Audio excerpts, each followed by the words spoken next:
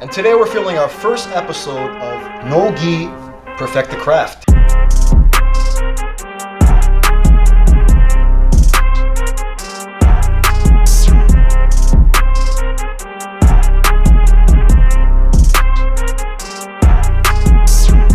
Greetings, it's me, Mustache Lou. And the handsomest Uke alive, your boy Andy. I got loyalty, got royalty inside my DNA. It's your boy Andy. And today we're filming our first episode of Nogi, Perfect the Craft. And as you can see, we're wearing these Dojo outfitters, Perfect the Craft, tops and bottoms, and they're looking fly. Today we're going to be going over Yoko Otoshi, or lateral drop. It's a Yoko Sutemi waza, which is a side sacrifice technique. And we're going to figure out how to use this in Nogi today.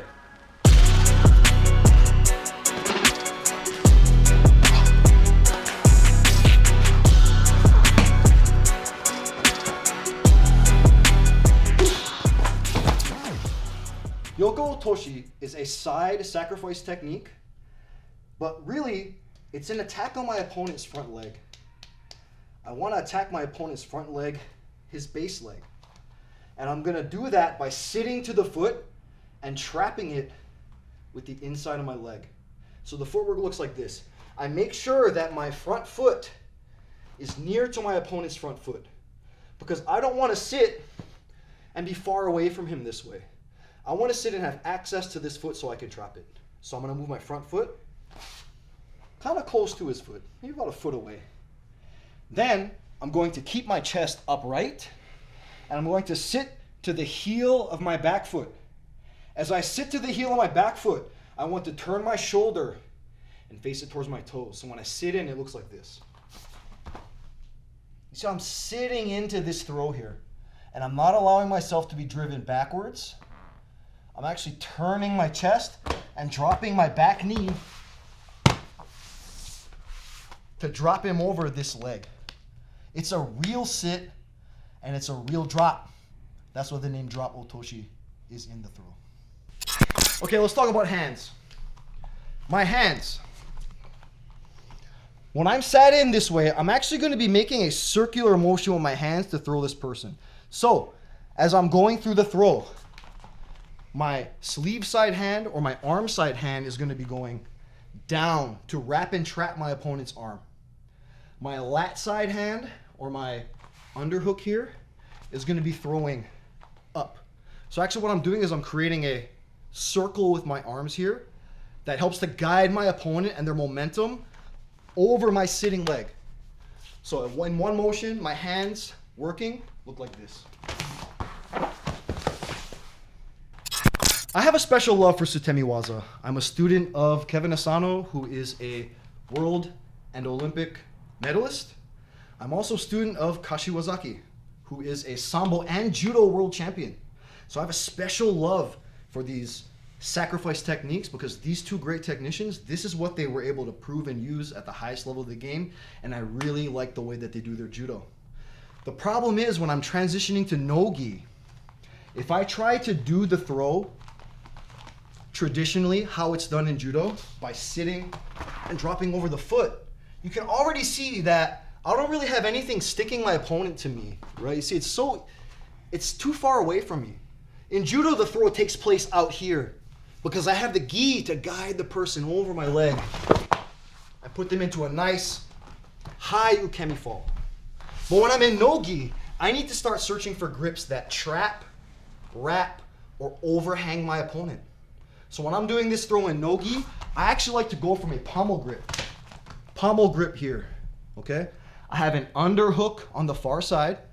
I can put my hand and cut my opponent's lat, or I can just turn my palm towards me and flex my arm towards my face. This is all oftentimes enough to start trapping my opponent's upper body to me.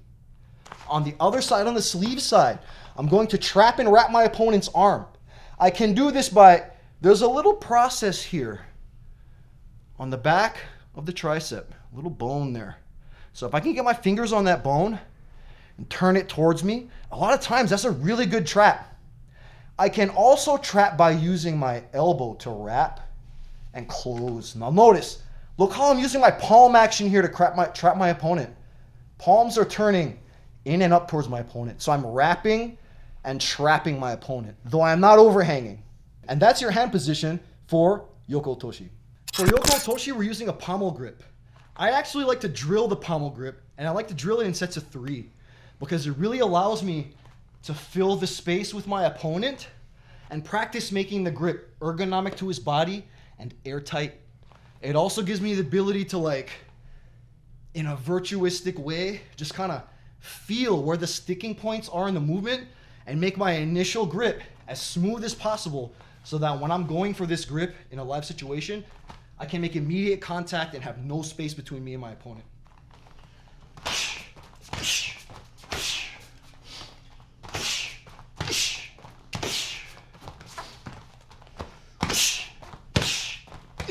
Notice, as we're making contact, I'm breathing. Exhale when you make contact. Every time I'm making contact, I'm searching to be airtight with my opponent.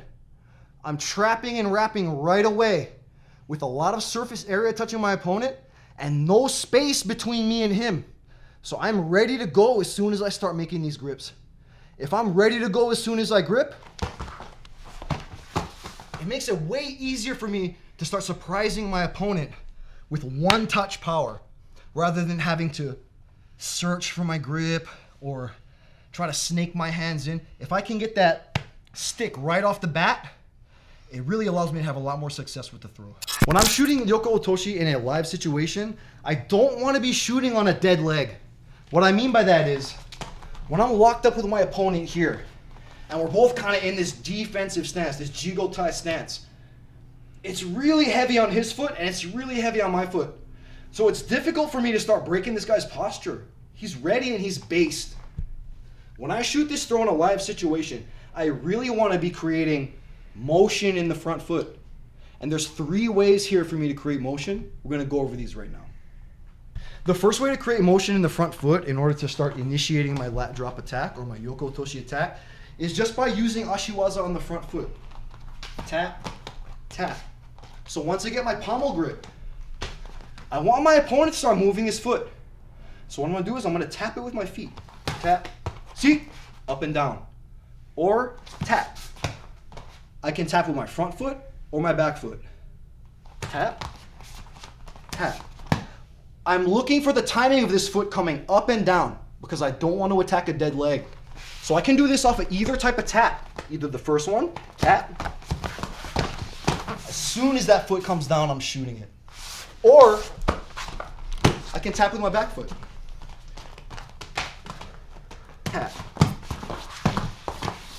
Okay? Either way, I just want to encourage a up-down step with that front foot so that I'm not sitting into a dead leg. I want a mobile leg. The second way I can start creating motion for Yoko Otoshi is by using a quarter turn motion. I'm going to maintain my stance. Watch my feet here. I'm going to maintain my stance, step to the side a little bit, and just do a dragging quarter turn with my stance. Notice how I leave my front foot on the ground when I take this quarter turn. Here, quarter turn with my stance. Little step with the back foot. I quarter turn my stance, and I try to bring my opponent around my body, moving from my hips. Looks like this. There. That's enough motion. I just want to get him moving. The third and my favorite way to create motion for your Yoko Otoshi or lateral drop is to go right off the pommel. I like to hit my opponent with a hard pommel. And when I hit him, I'm actually trying to hit him from underneath to create a rocking and lifting motion here, so that he actually wants to come back down into the throw. I really need to commit to the pommel, and I really need to make a good amount of contact to push my opponent, and it looks like this. One more time. My contact lifts him up, and I allow, my initial contact lifts him up, and I come off of that reaction to sit directly into my Yoko Otoshi.